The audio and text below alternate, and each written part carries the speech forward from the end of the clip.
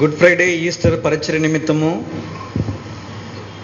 హెబ్రోన్ నుండి మీ మధ్యకి రావడానికంటే మునుపు దేవునికి సేవకులు నిర్ధారించి ప్రార్థన చేసి పంపించడానికి ముందుగా వారు విశాఖపట్నం శాలేము ప్రార్థనా మందిరంలో ఉన్న పరిశుద్ధులకి మా పక్షంగా శుభములు తెలియజేయమని చెప్పారు. వారందరి పక్షంగా హెబ్రోన్ పక్షంగా మీకందరికీ వందనాలు తెలియజేస్తూ ఉన్నా. ఈ దినాన మీ మధ్యకి 3 రోజుల పరిచర్య కొరకు రాగలిగి మీ ప్రార్థనా పరిచర్య మీద ఆనుకుని పామరుడైన వాక్య పరిచర్య చేయలేని ప్రావీణ్యము లేని నన్ను దేవుడు జ్ఞాపకము చేసుకున్నందుకే దేవునికి వందనాలు చెల్లిస్తూ ఉన్నా. నా పరిచర్యలో ఓపికగా సహనంతో భరించుచున్న మీకు కూడా ప్రత్యేకమైన వందనాలు తెలియజేస్తూ ఉన్నా. ఈ చేరి వచ్చిన సమాజము లో ఉన్న పరిశుద్ధులందరికీ ఈ దినం ఈస్టర్ సండే కనుక ఈస్టర్ శుభాకాంక్షలు కూడా మీకు తెలియజేస్తూ ఉన్నా. It's a historical fact. ఇది ఏదో మత సంబంధమైన ఇది కాదు, ఇది వాస్తవం. ఆ ఈస్టర్ యొక్క శుభాకాంక్షలు కూడా మీకు తెలియజేస్తూ ఉన్నా. ఎంత వాక్యం చెప్పినా కూడా ఈస్టర్కి సంబంధించిన ఫ్లేవర్ లేకపోతే సహజంగా అది చాలా వరకు అసంతృప్తిగానే ఉంటుంది. కనుక ఈ చివరి వర్తమానంలో మత్తయి సువార్త 28వ అధ్యాయంలో ఉన్న కొన్ని సంగతులను కనీసము 4 ప్రాముఖ్యమైన వాటిని మీ గమనానికి తీసుకుని వచ్చి ఈ కూడిక ముగించాలని ఆశాభారం కలిగి ఉన్నా. దాని కొరకే మనం అందరం కలిసి మత్తయి సువార్త 28వ అధ్యాయంలో ఆరంభ వచనం మొదలుకొని చివరి వరకు అంటే 20 వచనాలు ఉన్నాయి. మార్చి చదువుదాం. మత్తయి 28 మొదటి నుంచి 20 వచనాలు. విశ్రాంతి దినము గడిచిపోయిన తర్వాత ఆదివారమున తెల్లవారుచుండగా మగ్దలేనే మరియయు వేరొక మరియయు సమాధిని చూడవచ్చిరి.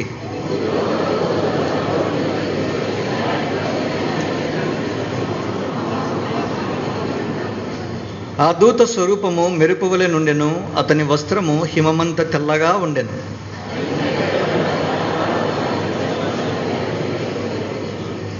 దూత ఆ స్త్రీలను చూచి, మీరు భయపడకుడి, సిలువ వేయబడిన యేసును మీరు వెతుకుచున్నారని నాకు తెలియను.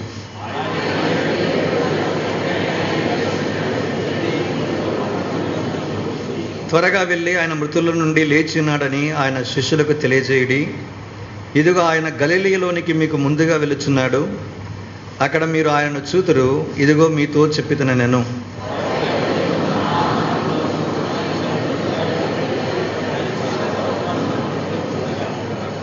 తొమ్మిదవ వచనం. యేసు వారిని ఎదుర్కొని మీకు శుభమని చెప్పెను. వారు ఆయన వద్దకు వచ్చి ఆయన పాదములు పట్టుకుని ఆయనకు మ్రొక్కగా,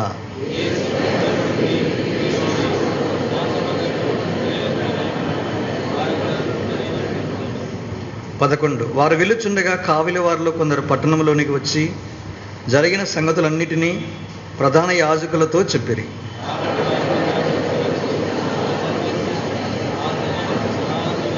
మేము నిద్రపోవచ్చుండగా అతని శిష్యులు రాత్రి వేళ వచ్చి అతనిని ఎత్తుకొని పోయిరని మీరు చెప్పుడి.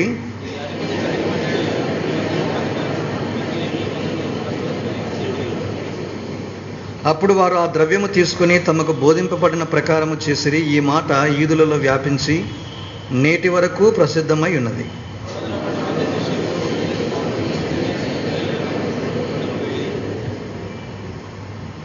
వారు ఆయనను చూచి ఆయనకు మ్రొక్కిరి గాని కొందరు సందేహించిరి.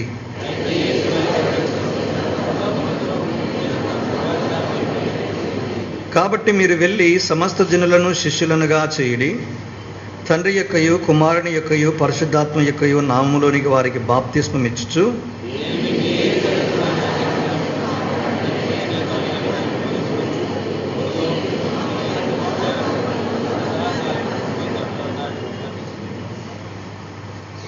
ప్రభు సాయం కొరకై ప్రార్థనలో ప్రవేశిద్దామండి. ప్రేమగల మా పరలోకపు తండ్రి, మీ పరిశుద్ధ పాదముల చెంత సాగిలపడి మిమ్మల్ని ఆత్మతో సత్యముతో ఆరాధించడానికి యోగ్యమైన మంచి మనసుతో ప్రభు బలలో పాలుపములు పొందడానికి మీరు ఇచ్చిన కృప కొరకై స్తుతులు చెల్లిస్తూ ఉన్నాం. 3వ వర్తమానం కొరకు కూడా నీ సన్నిధిలో వేచి ఉండగా నీవే నిత్యజీవపు మాటలు గలవాడవు, మేము ఎవరి యుద్ధకు వెళ్ళదము, మీరు ఏదైనా అనుగ్రహించితేనే తప్ప మేము దేనిని పొందలేమని ఒప్పుకొనొచ్చు ఉన్నా. మా అక్కల కొద్ది నీ వాక్యం అనుగ్రహించము. మీ వాక్య పరిచర్య ద్వారా మా హృదయాలకు పరిచర్య చేయము. తద్వారా మా హృదయాలను నూతనపరచము. అంతకంతకు మీరే బలపరచవలసిందిగా ప్రార్థిస్తూ ఉన్నా. అయ్యొక్క దాసుడును మరొకసారి నీ కుమారుడు నా ప్రభు యొక్క రక్త ప్రోక్షణ కిందికి నన్ను నేను తెచ్చుకొనుచు ఉండగా కడుగుము, శుద్ధీకరించుము, పరిశుద్ధపరచుము. సమయోచితమైన మాటలను నా నోట నుంచుము. పైనుంచి నూతన తైలాభిషేకమును వాక్యతను గురించి బలపరచుము. తద్వారా నీ ప్రజల క్షేమార్థము, రక్షణార్థము నీ కుమారుని ద్వారా నీ నామ మహిమ కొరకు మాత్రమే నన్ను జ్ఞాపకము చేసుకున్న వల్లని ప్రార్థిస్తూ ఉన్నాం. మేము వ్యక్తిగతంగా సమిష్టిగా మీ శిరసత్వము కిందికి, మీ యాజమాన్యం కిందికి, మీ ప్రభుత్వము కిందికి, మీ రాజరికం కిందికి తెచ్చుకొనొచ్చు. మాకు కాదు యెహోవా, మాకు కాదు, నీ కృపాసక్తిని బట్టి మీ నామమునికి మహిమను ఆరోపిస్తూ కనిపించి కనబడని అంధకార శక్తుల ప్రభావమును క్రీస్తు యేసు ప్రభు శక్తి గల నామమున బంధిస్తూ ప్రార్థన ఆలకించుటకే స్తుతించి యేసు క్రీస్తు ప్రభు పరిశుద్ధ నామమున ప్రార్థిస్తున్నాము తండ్రి, ఆమేన్.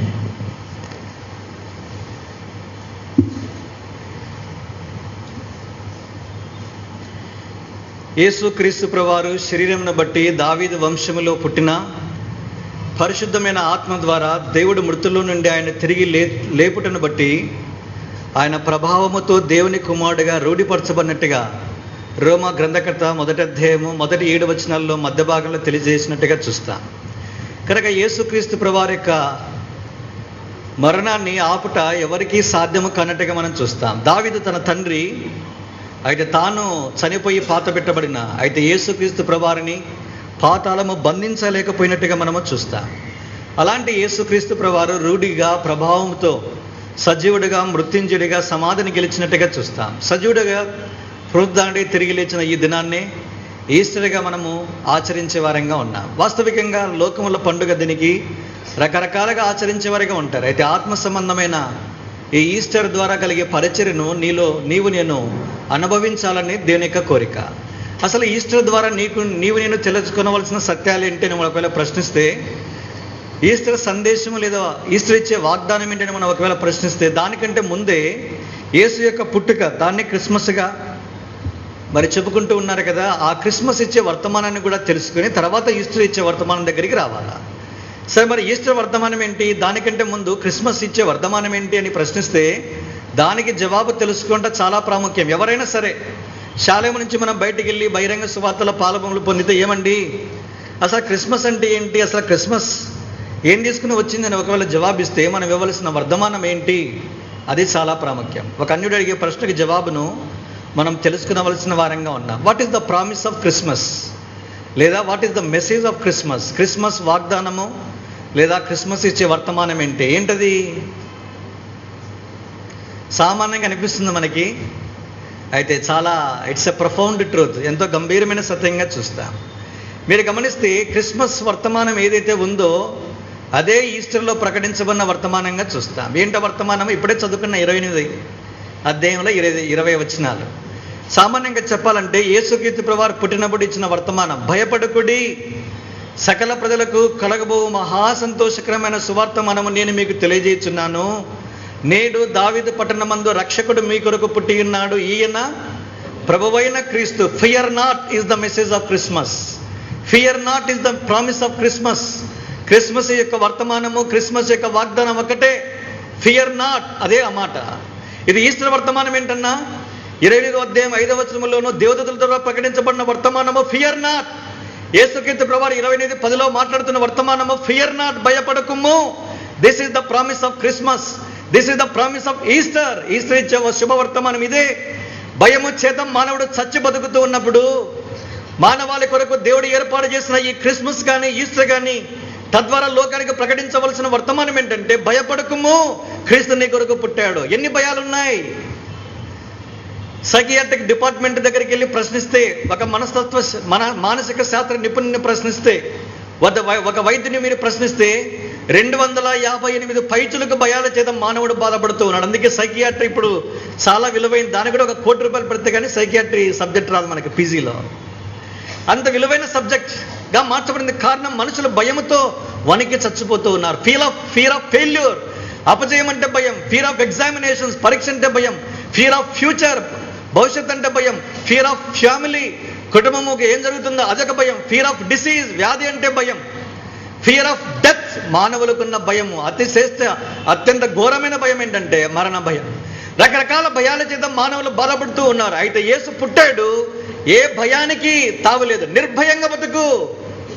అదే యేసు యొక్క పుట్టుక ద్వారా సకల జనులకు ప్రకటించబడిన వర్తమానం. ఏ జనాలకి? ఇశ్రాయేలు కొరకు మాత్రమే కాదు సుమా, సకల లోక ప్రజలకు కలగబోయే మహా సంతోషకరమైన వర్తమానములు ఉన్న ఆ వర్తమానం లేదా వాగ్దానము భయపడవద్దు. ఎంతో మంది ఉన్నారు, సామాన్య జనులు మొదలుకొని స్టాల్వర్డ్స్ వరకు ప్రఖ్యాతి చెందిన మనుషులు చాలా రకాల భయాల చేత బాధపడుతూ వచ్చారు. ఉదాహరణకి నెపోలియన్ బోనపార్టే 10th క్లాస్లో ఒక విప్లవానికి నాంది పలికిన వాడు, అనేక రాజ్యాలను స్వతంత్రించుకున్నవాడు, మనుషులలో భయాన్ని కలిగించిన వానికి ఒక భయం ఉంది. ఏంటా భయము? ఐల్డ్రోఫోబియా అంటాం దాన్ని. ఫియర్ ఆఫ్ క్యాట్స్, పిల్లులంటే భయం. అదేంటన్నా, పులి అంటే భయపడాలి కానీ పిల్లులంటే భయం ఏంటి? అదే ఆయనకున్న జబ్బు అది. ఇంకొక వ్యక్తి మనకు కనిపిస్తాడు, మానసిక శాస్త్ర పితామహుడిగా పరిగణించబడుతున్నవాడు. ఆయనే సిగ్మైడ్ ఫ్రాయిడ్ అనే దైవ భక్తుడు. ఆయన ఎంతో ఆపోసన పట్టాడు, మనిషిని పిండి ఆ అధ్యాయాన్ని, ఒక శాస్త్రాన్ని బయటికి తీసుకుని వచ్చిన వానికి భయం ఉంది ఒకటి. ఏంటన్నా నీకున్న భయము? ఇలాంటి శాలెం ప్రార్థన మందిరం వైజాగ్ వచ్చాడు, ఆయన పిలిచి ఏదైనా స్పెషల్ మీటింగ్ పెట్టండి అని అడిగితే, ఇలాంటి మీటింగ్ వచ్చి ఇలాంటి జనాభా చూస్తే కాలంలో వెనుకొస్తుంది ఆయన. దాన్ని వైద్య పరిభాషలో అగరోఫోబియా అంటారు. Fear of market places or fear of people. ప్రజలకు కనబడితే భయం. అందుకే ఇలాంటి స్పెషల్ మీటింగ్స్లో ఆయన ప్రసంగించడు. అందుకే ఇన్విటేషన్ లేదు శాలమికి. సరే మెట్టుకి ఏదైనా ఇలాంటి భక్తునికి, ఆయన కూడా విశ్వాసే, ఆయన కూడా ఇలాంటి భయం ఉన్నట్టుగా చూస్తా. అదే దేవునికి స్తోత్రం. తర్వాత ఆయన విడిపించబడినట్టుగా చూస్తా. ఇక మూడో వ్యక్తి, ప్రపంచంలో రవి అస్తమించిన సామ్రాజ్యానికి మొక్కటెములేని మహారాణిగా వెలుగొందింది. ఆవిడే బ్రిటిష్ సామ్రాజ్యపు అధినేత. ఆమెకేముంది భయము? ఎన్నో రాజ్యాల్లో గడగడలాడించిన ధీర వనిత. ఆమె నాయకత్వంలోని ప్రపంచం యావత్తు వారు ప్రయాణించినట్టుగా చూస్తాం. అయితే దేవునికి స్తోత్రము, వారి ద్వారా మనకు బైబిల్ తీసుకురాబడింది. అయితే ఆమెకు కూడా ఒక భయం ఉంది. ఏంటి ఆ భయము? Fear of roses. రోజా పుష్పాలంటే విపరీతమైన భయం. అదేంటి, నా రోజా పుష్పం ఇస్తే తలలో పెట్టుకోవాలి కానీ ఆడవారు రోజా పుష్పం చూస్తే భయం ఏంటి ఈవిడకి? దాన్ని ఐల్డ్రోఫోబియా, క్షమించండి, యాంథోఫోబియా అంటాం. అకాంథియేసి, ఇది బొటానికల్ నేమ్స్, దానికి సంబంధించిన ఫ్యామిలీలు ఎన్నో ఉన్నాయిలేండి. అలా ఆ రకానికి సంబంధించిన కుటుంబంలో నుంచి వచ్చిన మొక్కే రోజా పుష్పం. ఆ రోజా పుష్పాలు చూస్తే విపరీతమైన భయం. అందుకే పనివారిని పిలిచి అన్నాడు, రే ఎక్కడైనా సరే నేను కనుచూపు మీద చూస్తే నా అంతఃపురం నుంచి రోజా పుష్పాలు కనబడితే ఖబర్దార్, ఇది జారీ చేశాను. అందుకే ఉద్యానవనంలో రోజా పుష్పాలే లేవంట. సామాన్యంగా కనిపించే ఈ భయాలు ఇలాంటివైతే, ఇక భయంకరమైన భయము మరణ భయం. ఎవడు విడిపించగలడు? కనుక చాలా మంది కనిపిస్తుంది ఇలాంటి రకాల భయాలు ఉన్నాయి. 258 పైచులకు భయాలంట. దాని గురించి నేను వర్ణించడానికి కూడా సమయం కానీ తీరిక కానీ లేదు. అయితే ఇలాంటి భయాలన్నిటికీ కూడా కారణం ఏదైనా ఉందని అన్వేషిస్తే చరిత్రలో, మానవ చరిత్రలో ఏ పుస్తకము కూడా భయానికి ఆనవాళ్ళు చూపించలేవు. అయితే ఒకే ఒక పుస్తకము భయం ఎక్కడి నుంచి పుట్టుకొచ్చిందో ఈ బైబిల్ గ్రంథంలో మాత్రమే రాయడం విశేషం. ఎందుకు వచ్చిందన్న భయము? ఆదికాండం 3వ అధ్యాయం 10వ వచనంలో అన్నాడు దేవుడు. దానికంటే ముందు 9వ వచనం, ఆదామా నీవెక్కడ, ఆడమ్ వేర్ దౌ అని ప్రశ్నించినట్టుగా చూస్తాం. వెంటనే ఏం జవాబిచ్చాడు ఆయన? అయ్యా, తోటలో నీ స్వరాన్ని విన్నప్పుడు నేను భయపడి చెట్ల మధ్య దాక్కున్నాడు ఆయన. దేవుడే దిగి వచ్చినట్టుగా చూస్తాం. భయం చేత నింపబడిన మానవుని తన యొద్దకు రప్పించుకోవడానికి బదులుగా భయం చేత నింపబడిన మానవుని దగ్గరకే దేవుడు పరలోకాన్ని విడిచి దిగి వచ్చినట్టుగా చూస్తాం. ఇదే ఆశ్చర్యం. మానవుడు దేవుని వెతకడాన్ని మతమని పిలిస్తే, పరలోకంలో పరిశుద్ధమైన దేవుడు పాపతుడైన మానవుని వెతుక్కుంటూ రావడాన్ని సువార్త అని అంటాడని ఒక భక్తుడు తెలియజేశాడు. కనుక దేవుని దగ్గర వెళ్ళడం కాదు, దేవుడే మానవుని వెతుక్కుంటూ వచ్చాడు. ఇది 2016 సంవత్సరాల క్రితం భూమి మీద అక్షరానుసారంగా నెరవేర్చబడింది. ఆ మానవుడే దైవత్వాన్ని పునికి పుచ్చుకొని దిగి వచ్చిన వాడే యేసుక్రీస్తు ప్రభు.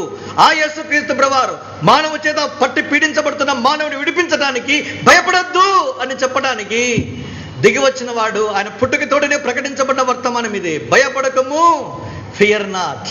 కనుక దేవుడు దిగి వచ్చాడు. ప్రశ్న వేస్తే అన్నాడు భయపడి దాక్కున్నా అన్నాడు. అదే మొట్టమొదటిసారి భయం అన్న మాట మొదటిసారి బైబిల్లో రాయబడిన మొదటి సందర్భం అదే. Sin and fear go together. ఎక్కడ పాపం ఉంటుంది అక్కడ భయం ఉంటుంది.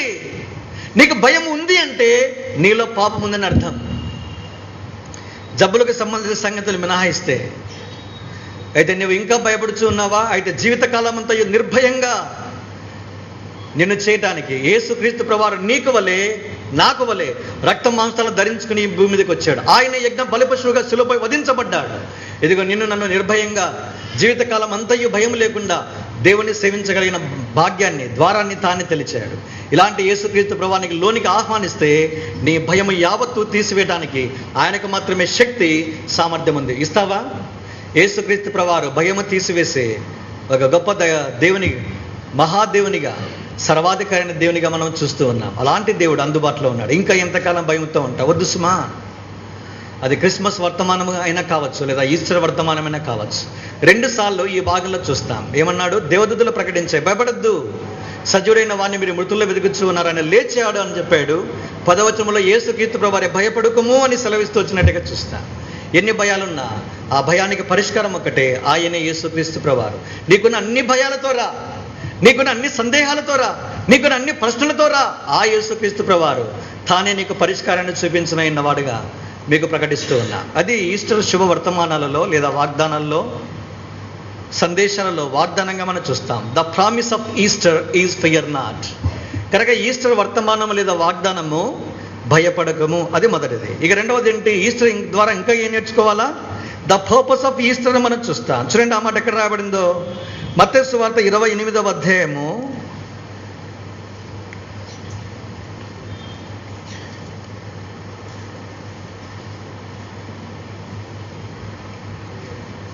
9వ వచనం. యేసు వారిని ఎదుర్కొని మీకు శుభమని చెప్పెను. వారు ఆయన యుద్ధకు వచ్చి ఆయన పాదములు పట్టుకుని ఆయనకు మ్రొక్కగా. అది చాలా ప్రాముఖ్యం. మ్రొక్కుట. This is the purpose of Easter. ఈస్టర్కి ఉన్న ఉద్దేశం ఏంటి? వాగ్దానం అయితే దేవుడు ఇచ్చాడు, మరి ఏం చేయాలన్నా? దేవుని ఆరాధించవలసిన వారంగా ఉన్నాం. మ్రొక్కుట తెలుగు ట్రాన్స్లేషన్. అయితే ఇంగ్లీష్ బైబిల్ అనుసరించి వర్షిప్ అన్న మాట మనం చూస్తాం. నాకు ఆశ్చర్యం అనిపించేది ఏంటంటే, ఈ బైబిల్లోనే కొత్త నిబంధనలో మొదటి పుస్తకం మత్తయి సువార్త 2వ అధ్యాయము 2వ వచనములో మ్రొక్కుట అనే మాట, లేదా ఇంకొక మాట పూజ అనే మాట బైబిల్లో కొత్త నిబంధనలో అదే మొదటిసారి రాయడం విశేషం. అందుకే మత్తయి సువార్త ఆరంభము పూజ లేదా ఆరాధన, మత్తయి సువార్త ముగింపు మ్రొక్కుట లేదా ఆరాధనగా మనం చూస్తూ ఉన్నాం. కనుక ఆరాధన లేదా మ్రొక్కుట మొట్టమొదటిసారి మత్తయి సువార్తలో కొత్త నిబంధనలలో మొదటిసారి 2:2లో మనం చూస్తాం. ఏం మాట్లాడుతున్నాడు? యూదుల రాజుగా పుట్టినవాడు ఎక్కడ? మేము ఆయన నక్షత్రమును చూచి ఆయనను పూజింపవచ్చితిమనే మాట చూస్తాం. పూజ తెలుగు ట్రాన్స్లేషన్. ఇంగ్లీష్లో వర్షిప్ అనే మాట ఉపయోగించాడు. కనుక యేసుక్రీస్తు ప్రభువును చూస్తే ఏం చేస్తారు?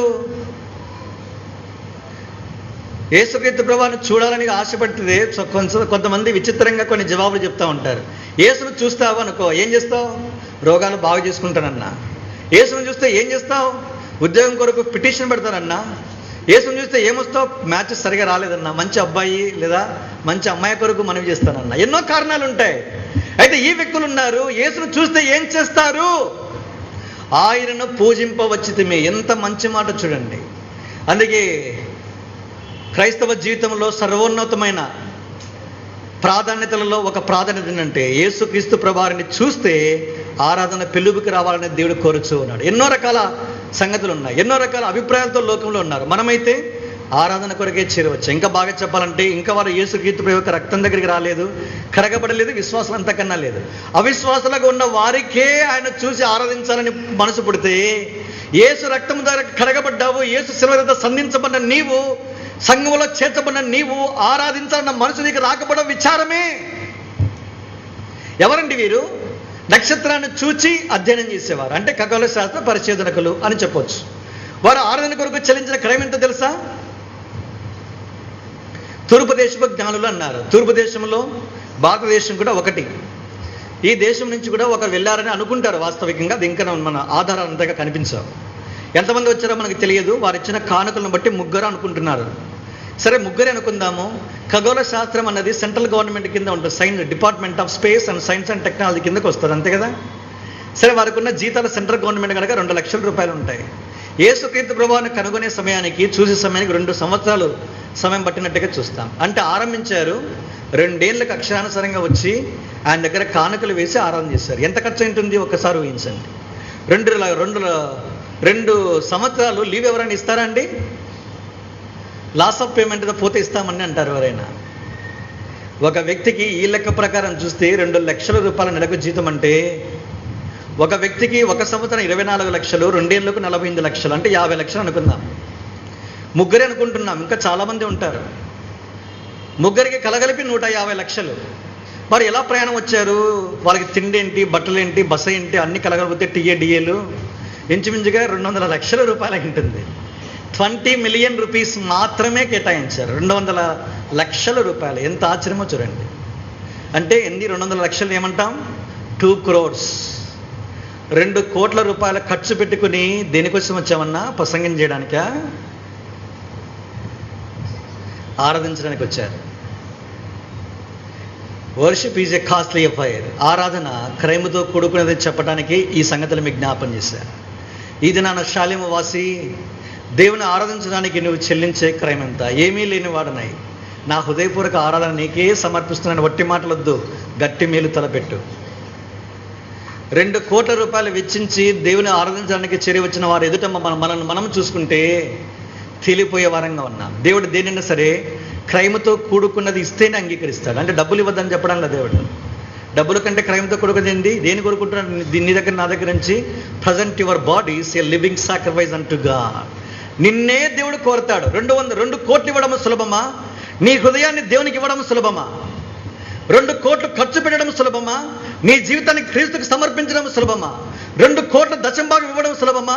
నీ జీవితాన్ని పవిత్రంగా అంగీకారం అన్న బలిగా దేవునికి ఇవ్వడం సులభమా? ఏది సులభం? నిన్ను నీవే పవిత్రంగా అర్పించడం కష్టం.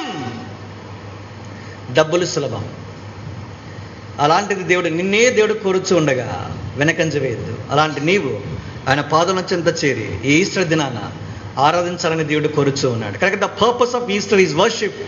ఆరాధన దేవుడు నీ నుంచి నా నుంచి ఈ ఈస్టర్ సమయాన కోరుకునేవాడుగా ఉన్నాడు. ఏ ఆదివారం అయినా సరే మన యుద్ధ నుంచి దేవుడు కోరేది ఆయన పునరుద్ధరణ తిరిగి లేచిన తర్వాత పదే మనం ఆరాధనకు చేరి వచ్చే వారంగా ఉంటాం. చాలా సమాజంలో ఆరాధన లేదు, ఏదో పాటలు పడతారు, సమిష్టిగా వెళ్ళిపోతూ ఉంటారు.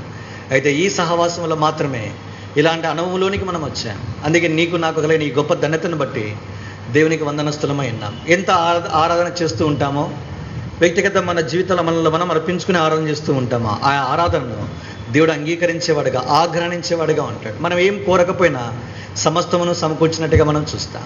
సరే, మిట్టకి ఏదైనా కొత్త నిబంధనలో ఆరాధన అన్న మాట మొదటిసారిగా మనకు కనిపిస్తుంది. వాస్తవానికి మొట్టమొదటిసారి బైబిల్లో ఎక్కడ రాస్తుందో కనిపిస్తుందో తెలుసా మీకు? ఆదికాండం 22వ అధ్యాయంలో ఒక సంఘటన మీకు జ్ఞాపం చేస్తారు. తర్వాత ముందుకెళ్తా. చూడండి, ఎందుకైనా మంచిది ఒకసారి వచ్చింది కనుక ఈ మాట మొదటిసారి బైబిల్లో ఎక్కడ వస్తుందో అక్కడ జ్ఞాపం చేసి ముందుకెళ్తా. 22:5 వచనం. తన పనివారితో, మీరు గాడిదతో ఇక్కడనే ఉండుడి, నేనును ఈ చిన్నవాడును అక్కడికి వెళ్ళి దేవునికి మ్రొక్కి మరలా మీ యొద్దకు వచ్చేదామని చెప్పి. దేవునికి మ్రొక్కుట తెలుగులో ట్రాన్స్లేషన్ ఉంది. ఇంగ్లీష్లో ఏం రాశాడు? ఆయన ఆరాధించి మరలా వస్తామంట. అబ్రాహాము దేవుని ఆరాధించడానికి ఏం తీసుకెళ్తున్నాడు? తన ఒక్కగానొక కుమారుని తీసుకెళ్తా ఉన్నాడు. ఎలాంటి కుమారుడైనా? తాను ప్రేమించిన కుమారుడు. ఆరాధన అంటే నువ్వు దేన్ని ఎక్కువగా ప్రేమిస్తున్నావో దాన్ని ఇవ్వడం అని అర్థం. ఇది తప్ప ఏదైనా కోరుక ప్రభు అంటాం మనమైతే. అబ్రాహాము అర్పించడానికి చూస్తే ఆశ్చర్యం అనిపిస్తుంది. నీకు ఒక్కడైనా నీ కుమారుడు అన్నాడు. అదేంటి ప్రభా అలాంటి మాట మాడతావు, తప్పు మాటలు మాడతావు, నాకేంటి ఒక్కడు, నాకు ఇష్మాయిల్ని కూడా ఇచ్చావు కదా అనలేదే? అబ్రాహాము యొక్క సంతతి ఎంత? అబ్రాహాముకు పుట్టిన మొత్తం పిల్లల సంఖ్య ఎంత? ఇలాంటి ప్రశ్నలే వేయకూడదు అసలు. యాక్చువల్గా శాలంకి వచ్చి చిన్న ప్రశ్న అడుగుతావేంటి? ఎంత హెబ్రోన్ అయితే మాత్రం అనాలా? మొత్తం 8 మంది పిల్లలు. 25వ అధ్యాయంలో 6 మంది సంతానం. హాగర్ ద్వారా 1, తర్వాత శారా ద్వారా 1, వెరసి 6 + 1 + 1 8 మంది. ఇక్కడ ఏమంటున్నాడు? నీకు ఒక్కడై ఉన్నా అన్నాడు. ఏంటి మాట్లాడుతున్నా ప్రభువా అన్నాడా? నీవు ప్రేమించి ఇస్సాకు అన్నాడు. మిగతా వారేంటి? ఏది ఆత్మ ద్వారా కలిగిందో అది మాత్రమే, నిబంధన ద్వారా ఏది కలిగిందో అది మాత్రమే, వాగ్దానం ద్వారా ఏది కలిగిందో అది మాత్రమే. 1:7 రేషియో ఉంటుంది. 7 శరీరానికి సాదృశ్యము, 1 ఆత్మకు సాదృశ్యము. దేవుని యొక్క దృష్టిలో శరీరానుసారం లెక్కించబడరు. ఎంతమందినా కావచ్చు. శాలేంలో 1000 మంది ఉన్నారా? శరీరానుసారమైన వారు దేవుని యొక్క దృష్టిలో లెక్కకు రారు. ఏమర్పిస్తున్నావు? దేవుని యొక్క క్యాలిక్యులేషన్ చాలా డిఫరెంట్గా ఉంటుంది. 100 మంది తీసుకుంటే, 80 మంది తీసుకుంటే, 1:7 రేషియోలో తీసుకుంటే డిఫరెంట్ లెక్క వస్తుంది. 70 మంది వారు ఉంటారు, 10 మంది వీళ్ళు ఉంటారు. ఈ లెక్కన దేవుడు మనల్ని అలాగూ పరీక్షిస్తే ఇక్కడ ఉండేవారు ఎంతమంది? అయితే దేవుడు కరుణా సంపన్నుడైండి పాత నిబంధన క్యాలిక్యులేషన్ కిందికి రాక కొత్త నిబంధన క్యాలిక్యులేషన్ కిందికి రావడానికి తీసుకురావడానికి దేవుడు ఇష్టపడ్డాడు. వెరసి మెత్తం ఏదైనా ఇక్కడ రాయబడుతున్న ఈ మాటను అనుసరించి అబ్రాము తాను ప్రేమించే దానిని అర్పించేదానికి వెనకంజ వేసినట్టుగా మనకు కనిపించదు. దేవుని యొక్క దృష్టిలో బహుశా నీకు అనిపిస్తుంది, దేవుడు అడిగిన దాన్ని కోరినప్పుడు, అయ్యో నాకు ఇది చాలా విలువైంది, చాలా ప్రేమైంది, దీన్ని ఎట్లా ఇవ్వాలి ప్రభువా, ఉద్యోగమా, ప్రేమించే అమ్మాయా, వితిన్ బ్రాకెట్స్ అబ్బాయా, ఎట్లా వదులుకోవాలి ప్రభువా అనుకునే వారికి దేవుడు కోరేది ఆయన బలిపీఠం దగ్గర దేవుడు నిన్ను తీసుకురావాలని కోరుచోరు. ఏదైనా కావచ్చు, నీ చదువు తీసుకురా, నువ్వు ప్రేమించేదాన్ని తీసుకురా, నువ్వు ఇష్టంగా కోరుకునే దాన్ని తీసుకురా. దేవుడు నీ జీవితంలో ఏది కోరుకుంటున్నాడో దాన్ని తీసుకుని వచ్చి దేవునికి అర్పించు. దేవుడు దానికి మించి ఇవ్వడానికి దేవుడు సిద్ధపడేవాడిగా ఉంటాడు. అలాంటి దేవుడు మన దేవుడు. ఇలాంటి మాట, ఇలాంటి సెన్స్లో వ్రాయబడినదే మృక్కుట అంటే ఆరాధన. Worship is a costly fire. తన సొంత కుమారుని అనుగ్రహించడానికి ఇవ్వటానికి వెనకంజ వేయిన అబ్రహాము కొత్త నిబంధనలలో పరలోకపు తండ్రికి సాదృశ్యంగా, కుమారుడు ఇస్సాకు యేసుక్రీస్తు ప్రభువుకు సాదృశ్యంగా ఉన్నట్టుగా చూస్తాం. అందుకే ఆది నాన్న అబ్రాహాము యొక్క కత్తికి ఇస్సాకును బలి చేయక తప్పించినట్టుగా చూస్తాం. అయితే కొత్త నిబంధనలో బలి కత్తి మీద తీసుకువచ్చింది, అది ఆపకుండా మన కొరకు మనకు బదులుగా వధించబడ్డానికి యేసు అలాగే అప్పగించబడ్డాడు. ఈ దినాన గురి తప్పలేదు. పాత నిబంధనలో గురి తప్పింది. అబ్రాహ్మ ఆపు, కత్తి తీసుకురాబడలే. అయితే కొత్త నిబంధనలో కత్తి తీసుకురాబడింది, యేసు వధించబడ్డాడు. ఆ వారికి మనకున్నటువంటి తేడా ఏంటి? అట్లా కరుణించబడ్డాడు, దాటివేవినట్టుగా చూస్తాం. అయితే దేవునికి స్తోత్రం, మనలను తన కొరకు చేర్చుకోవడానికి, తన కుమార్తెగా అంగీకరించడానికి యేసుక్రీస్తు ప్రభువు యొక్క జీవితంలో శిలువ అనుమతించబడింది, చంపబడినట్టుగా చూస్తాం. ఈ ప్రేమ, ఈ త్యాగాన్ని లోకంలో ఎక్కడ కనుగొనమే? ఇలాంటి ప్రేమ కొరకై నీ జీవితంలో ప్రేమగా ప్రేమించేది, ఇష్టమైనది నువ్వు అర్పించడానికి వెనకం చూస్తున్నావా? వద్దు సుమా, అర్పించడానికి ఇష్టపడదుము గాక.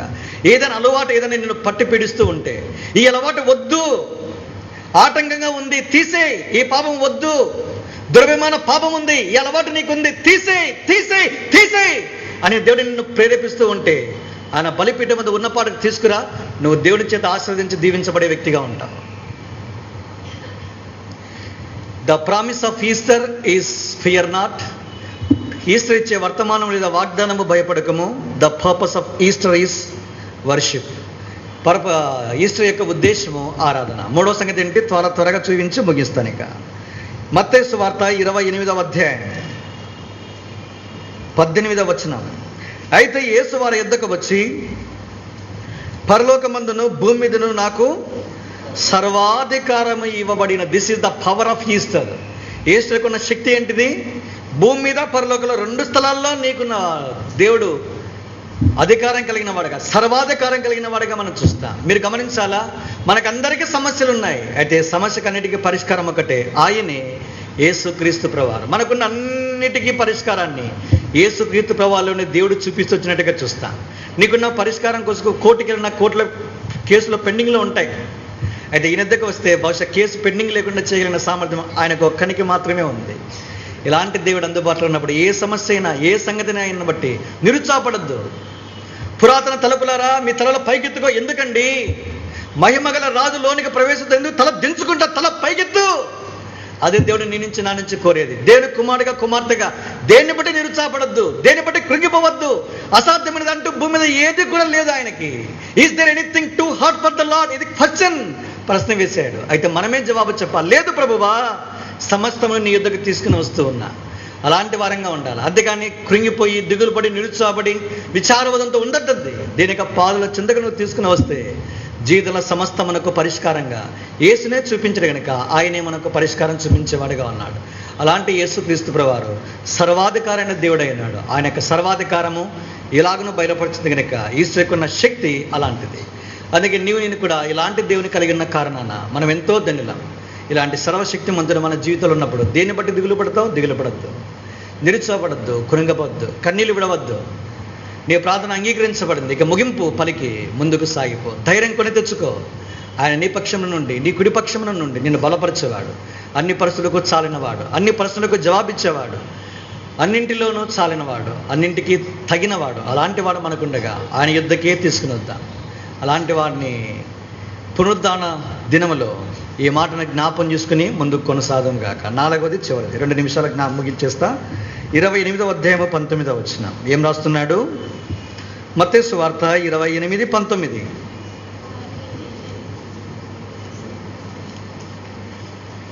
కాబట్టి మీరు వెళ్ళి సమస్త జనులను శిష్యులనుగా చేయుడి. ప్రోక్లమేషన్ ఆఫ్ ద ఈస్టర్. ఈస్టర్ యొక్క ప్రకటన ఏంటంటే గో అండ్ స్పెల్, వెళ్ళి ప్రకటించాలి. అదే వర్తమానం. కనుక నీవు నేను శిష్యులుగా చేయబడ్డాం, అంతే చాలనుకొని కూర్చొని ఆరాధన చేస్తుండడం కాదు, ఇంకా బయటికి ప్రకటన చేయాలి, పని చేయాలా. దేవుని కొరకు పని చేసే పరిచారకులుగా, పనిముట్లుగా మనం ఉండాలన్నది దేవుని యొక్క కోరిక. ఈ దేవుని మందిరంలో నాకు తెలిసినంత వరకు పనిచేసే బాధ్యత అందరి మీద ఉంది. గుడ్ ఫ్రైడే రోజున సూక్ష్మంగా ఒక మాట జ్ఞాపం చేశా. 3 వ్యక్తులు పని కలిగిన వారుగా ఉన్నారు నీకు పని ఇవ్వడానికి. మొదటిది రోమపత్రిక 12:3లో దేవుడు ఒక్కొక్కనికి విభజించి ఇచ్చిన విశ్వాస పరిమాణ ప్రకారము అన్నాడు.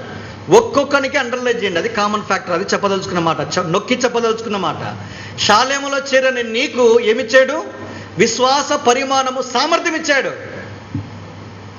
ఆ విశ్వాసం అనేది సామర్థ్యం, అది ప్రశస్తమైన ఈవి. అందుకే హెబ్రీ 11లో ఆ విశ్వాసం బట్టి విశ్వాస వీరుల జాబితాలో ఏం చేశారో మనం చూస్తాం. కనుక రెండవది ఏంటి? కుమారుడైన దేవుడు, తండ్రి అయిన దేవుడేమో విశ్వాస పరిమాణం, సామర్థ్యం ఇచ్చాడు, కుమారుడు ఇచ్చాడు. మార్కు 13:34 మనం చూసాం. ఏం చూసాము? ఒక మనుషుడు దేశాంతరానికి పోవడానికంటే మునుపు తన దాసుని పిలిచి అధికారం ఇచ్చాడు. ప్రతి వానికి వాని పని. ఒక్కొక్కడు అనే మాట మొదటిసారి. రెండవది ప్రతి వాడు అండర్లైన్, ప్రతి వానికి పని ఉంది శాలేములో. ఇక మూడవది మిగిలింది ఎవరు? పరిశుద్ధాత్మ దేవుడు. ఆయన ఏం చేశాడు? 1 కొరింథీ పత్రిక 12:11 ఒక మాట రాశాడు. ఏమన్నాడు? అయితే వీటన్నిటినీ ఆత్మ ఒక్కడే తన చిత్తము చొప్పున ప్రతి వానికి ప్రత్యేకముగా పంచిచ్చుచు పరస్పర క్షేమాభివృద్ధి కలగజేస్తున్నాడు. ఇది స్టేట్మెంట్ అండి.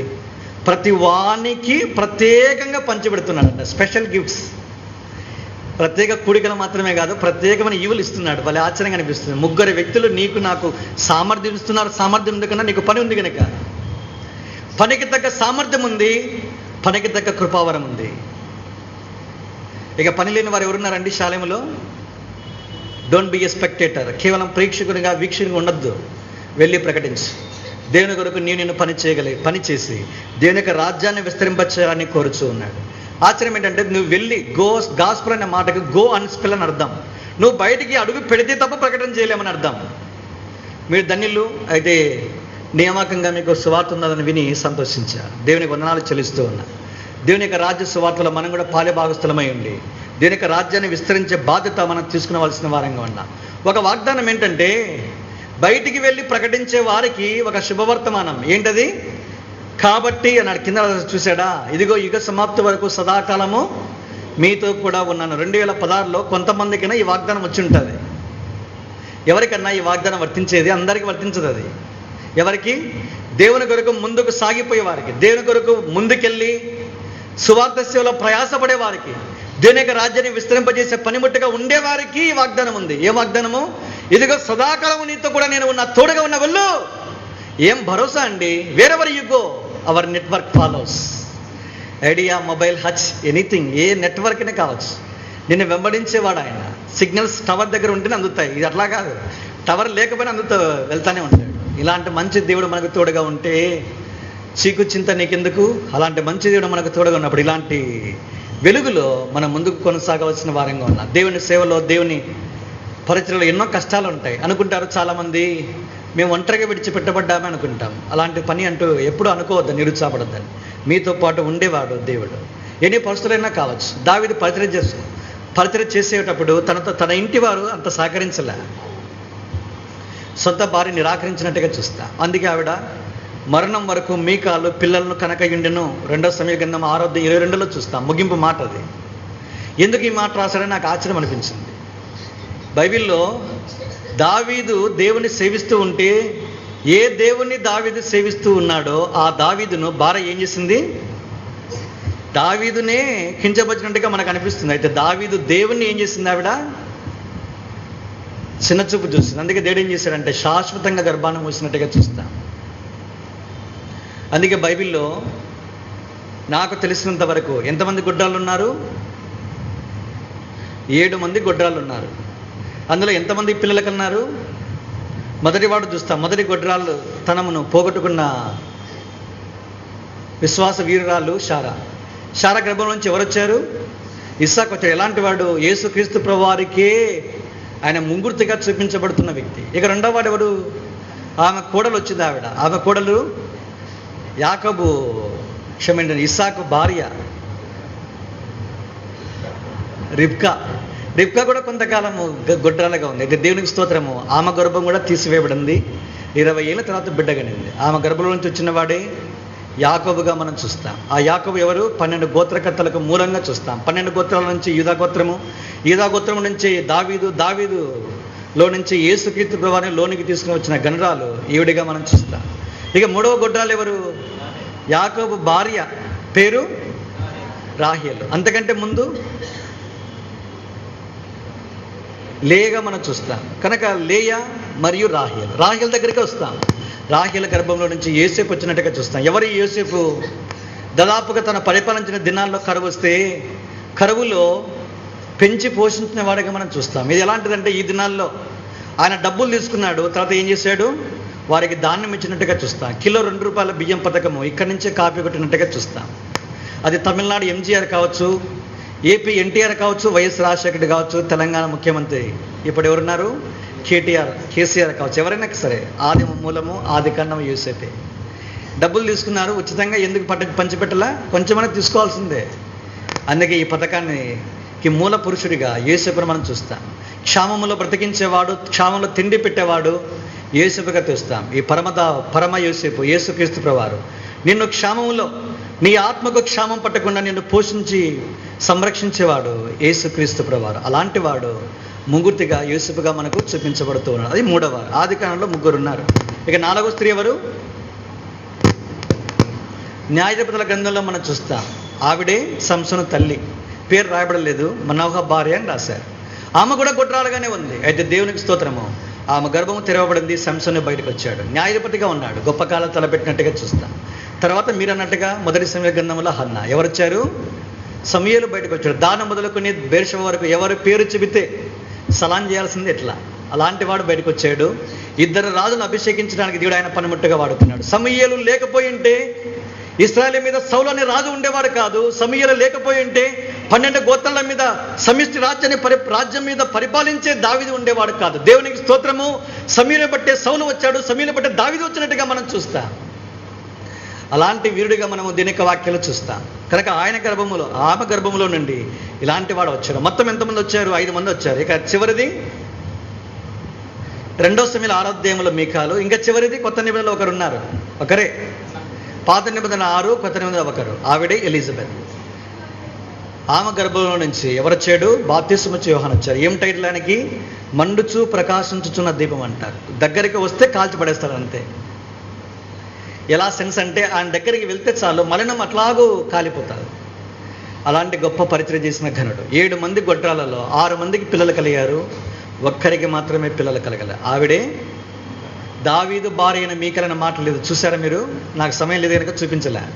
సౌలు కుమార్తెకు మీకాలు మరణం వరకు పిల్లలను కనకని. ఎందుకు దావీదు అనే పేరు ఎందుకు రాయలా? సౌలు పేరు, తండ్రి పేరు ఎందుకుందన్నా? భర్త పేరు వస్తుంది కన్నా పెళ్ళైనాక. దేవుడు ఇష్టపడలే, అలాగూ మూసేసినట్టుగా చూస్తా. దేవుని పత్రిక నీ భర్త చేస్తే ప్రోత్సహించు. నీ గర్భములో నుంచి బహుశా పిల్లలంటే నేను భౌతికంగా చెప్పలేము, కొత్త నిబంధనల్లో ఆత్మ సంబంధమైన పిల్లలను కనే భాగ్యం నీకు కలుగుతుంది. దావీదు దేవుడే నా దేవుడు నేను ఆయన శిరస్సును హత్తుకొనగలిగితే రానున్న దినాల్లో దేవుడు మీ ద్వారా, మీ కుటుంబం ద్వారా అనేకులను లోనికి తీసుకుని వచ్చి అనేకులను కనగలే భాగ్యము దేవుడు ఇస్తాడు. ఇలాంటి మంచి పరిచయలో మీరు పాలిభాగస్తులు కావాలని దేవుడు కోరుచున్నాడు. అందుకే లోనికి వచ్చిన నీకు శుభవర్తమానం ఏంటంటే, వాగ్దానం ఏంటంటే, నేను నీకు సదాకాలం తోడుగా ఉంటా. వెళ్ళు, ప్రకటించు, ప్రయాసపడు. దేవుని కొరకు యవ్వనాన్ని దారపోయి 16-17 ఏళ్ళు వచ్చిన వెంటనే దేవుని కొరకు మంచి తీర్మానం చేసుకో. దేవుని కొరకు ముందుకు సాగిపో. దేవుని రాజ్యాన్ని విస్తరించే పనిలో నిమగ్నమై ఉండు. ఒక భక్తుని యొక్క జీవితంలో జీవిత చరిత్ర టైటిల్ ఉంది. ఏం టైటిల్? నా కాలపు ప్రేమ నీకేం రాశాడు ఆయన. ఇదేంట్రా బాబు, ఇది కొత్తగా ఉందని పుష్పాలన్నీ ఉన్నాయి. అదే జీవిత చరిత్ర నాకైతే తెలియదు. కాలపు ప్రేమ నీకే అని రాస్తే ఏదో నేను నవలనా ఇది ఏంటని చూస్తే, డేనియల్ అనే ఒక దేవుని సేవకుడు ఈ మధ్యన చనిపోయాడు. ఎల్ఈఎఫ్ఆలకి ఫౌండర్గా మనం చూస్తాం. ఆయన జీవిత చరిత్ర. కాలపు ప్రేమ యేసుక్రీస్తు ప్రభువుకి ఇవ్వడానికి సిద్ధమా? కాలపు ప్రేమను ఇంకొక అమ్మాయికి ఇవ్వద్దు. దేవునికి దారపోయి నీ శారీరక మానసిక శక్తులను దేవునికి ఇవ్వు. నీ యవ్వనాన్ని దేవునికి ఇవ్వు, నీకున్న తెలివితేటలను దేవునికి ఇవ్వు, నీకున్న సమయాన్ని దేవునికి ఇవ్వు, నీకున్న ధనాన్ని దేవునికి ఇవ్వు, నీకున్న అవకాశాలను దేవునికి ఇవ్వు. నీవు ఒంటరిగా ఏమి చేయలేకపోయావో యేసు క్రీస్తు ప్రభువుని లోనికి ఆహ్వానిస్తే యేసుతో పాటు నువ్వు గొప్ప కార్యాలు చేయగలవు. అలాంటి దేవుడు నీ వెంట ఉండి నిన్ను బలపరచాలని కోరుచూ ఉండగా నీ తీర్మానం ఏంటి? రండి ప్రార్థన చేసుకుంటా.